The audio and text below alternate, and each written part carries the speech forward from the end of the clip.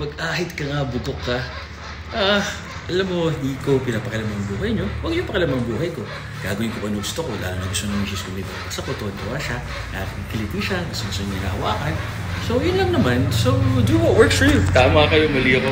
Wala naman kayong power para utusan ako. Kung gusto niyo ko mag-workout, huwag kayo mag-workout. Wala kayo magagawa. Huwag kang maligo. Huwag kang kumain. Huwag kang huminga. Anyways, thank you kung ano man. Sana happy ka sa buhay mo, contented.